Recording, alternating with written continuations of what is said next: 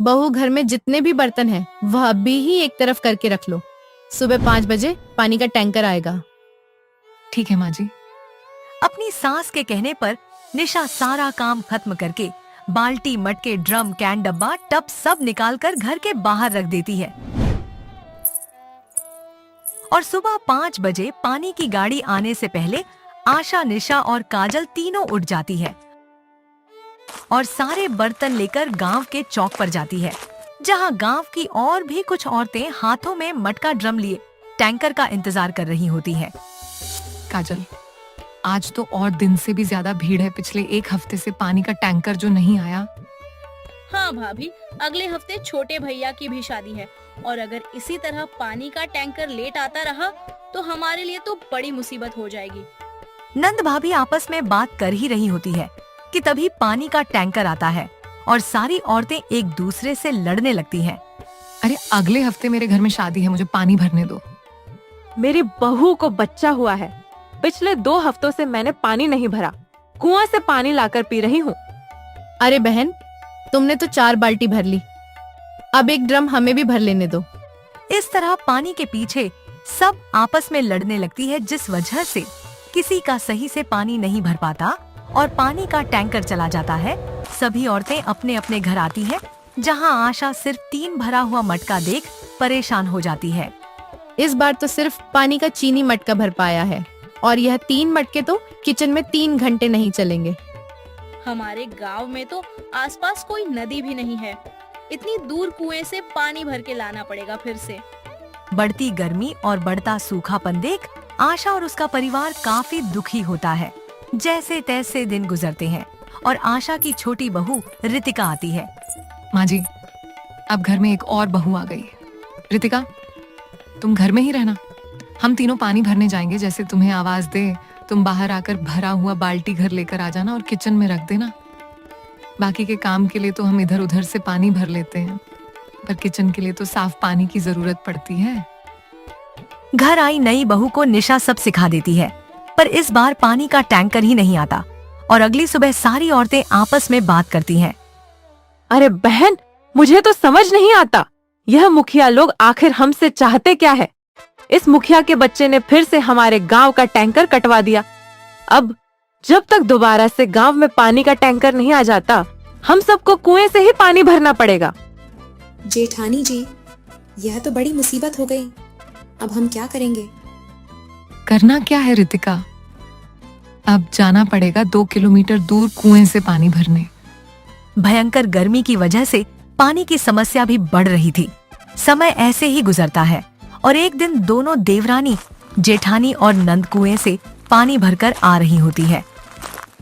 भाभी, किचन की सूखी लड़कियां भी खत्म हो गई है।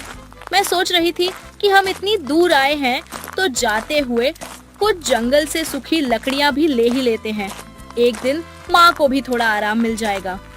सही कह रही है काजल, वैसे भी बार बार मेरा इस भयंकर गर्मी में घर से बाहर निकलने का दिल नहीं करता।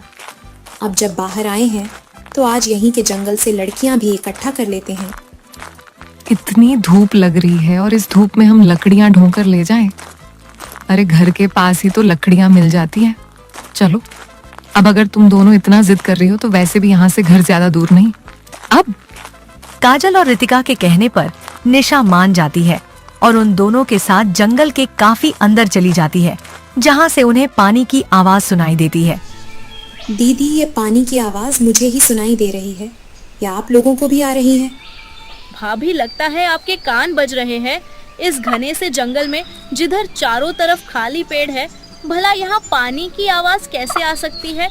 और अगर यहाँ तालाब होता तो क्या हम लोग इतनी दूर कुएं पर जाते? अपनी नंद की बात सुनकर रितिका चुप हो जाती है और वह तीनों पानी का मटका जमीन पर रख लकड़ियां इकट्ठा करने लगती है। तभी निशा की नजर थोड़ी ही दूर पर एक बड़े से पेड़ के पीछे तालाब पर जाती है। ये मैं क्या देख रही हूँ रितिका? तुम बिल्कुल सही थी, इस जंगल में तो तालाब है। देखो, उस पेड़ के पीछे कितना बड़ा तालाब है। हम बेकार ही इतनी दूर आते थे, अब से हम इस तालाब से ही पानी लेकर जाया करेंगे। पर भाभी हम इस तालाब के बारे में किसी को नहीं बताएंगे। अगर गांव वालों को पता चल गया ना तो यह इसका गलत इस्तेमाल करेंगे और फिर जैसे हमारे गांव का तालाब पूरी तरह से सूख गया वैसे ही यह तालाब भी सूख जाएगा। अब तो गांव में अगर दोबारा से पानी का टैंकर आ भी जाए तो मारामारी न करके हम इसी नदी से पानी भर लिया करेंगे। उस जंगल में तालाब देखकर तीनों नंद भाभी काफी खुश होती है और लकड़ी लेकर घर जाती है और अगली सुबह पानी लेने के लिए कुएं पर ना जाकर इस तालाब पर आती है। इस तालाब का पानी तो काफी अच्छा है। वैसे यहाँ के पेड़ कितने बड़े और मोटे हैं ना। इस पेड़ में तो इंसान अपना एक घर बन सकता है। वह तो है दीदी, पर हमें इस पेड़ से क्या मतलब। चलिए जल्दी से पानी लेकर घर चलते हैं, खाना बनाना है। तीनों नंद भाभी उस तालाब से पानी भरकर घर जाती है और घर जाकर खाना बनाती है। शाम को भी इसी तरह तालाब से वो पानी लेकर आई और घर आकर खाना बनाती, जिस वजह से वो तीनों काफी ज्यादा थक जाती है। तालाब से पानी लकड़ी लाना और फिर घर जाकर रसोई में मिट्टी के चूल्हे पर खाना बनाना कितना थका देने वाला काम है ना भाभी। अरे आज खाना मिलेगा भी या नहीं? रात के 8 बजते नहीं कि घर के मर्दों को इतनी तेज भूख लगती है कि इनसे 10 मिनट का भी सब्र नहीं होता। ये हमारी हालत थोड़ी ना समझेंगे, उनकी नजरों में तो हम काम ही नहीं करते। तीनों नंद भाभी जल्दी से रसोई का सारा काम खत्म करके घर वाले को खाना देती है। समय ऐसे ही गुजरता है और एक दिन काजल की तबीयत खराब हो जाती है। भाभी वह जंगल तो पास है पर बहुत अंदर है। सेम टाइम इस धूप में जंगल जाना, पानी लेकर आना और फिर खाना बनाना मेरी बस की नहीं है। जेठानी जी, मेरे पास एक आइडिया है। वह जंगल बहुत बड़ा है और वहाँ के पेड़ भी क्यों ना।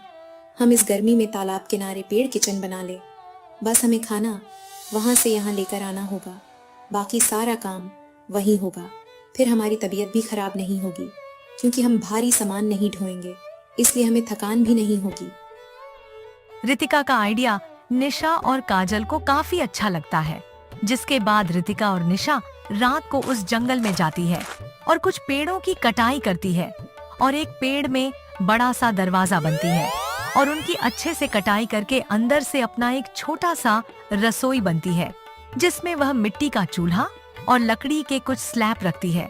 साथ ही वह लकड़ी के ही कुछ बर्तन भी बनाती है।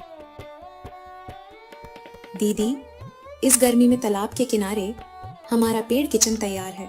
आज से ही हम इसी में खाना बनाएंगे और बस यहाँ से खाना घर लेकर जाएंगे क्योंकि पानी और लकड़ियाँ तो पास नहीं है। पर अपने पेड़ किचन में खाना तो हम तब बना पाएंगे ना जब राशन घर से लेकर आएंगे और माँ जी को इस बारे में बताएंगे। दोनों देवरानी जेठानी घर जाती है, सारी बात अपनी सास को बताती है। अब आशा अपनी बहू बेटी के साथ राशन लेकर उस जंगल में आती है और तालाब के किनारे पेड़ किचन देख हैरान हो जाती है। बहू, यह तो तुम दोनों ने बहुत अच्छा जुगाड़ बताया है। तुम दोनों यहीं बैठकर खाना बनाओ, मैं अभी अपने दोनों बेटों को लेकर आती हूँ। सास से परमिशन मिलने के बाद दोनों देवरानी जेठानी मिलकर अपने पेड़ किचन में खाना बनाते हैं। कुछ देर में आशा अपने दोनों बेटों के साथ आती है और वह देखते हैं कि खाना तैयार है। अरे वाह, तालाब के किनारे यह पेड़ किचन तो बड़ा ही शानदार है। आज तो खाने के साथ पानी भी है, बोलना भी नहीं पड़ा। चिंता मत करो, अब बोलने की जरूरत ही नहीं। हमारे पेड़ किचन के बाहर ही तालाब है। अब आपको ताजा पानी दिया भी जाएगा और हम हाथ के हाथ बर्तन भी धो लेंगे। अब हमें कोई परेशानी नहीं।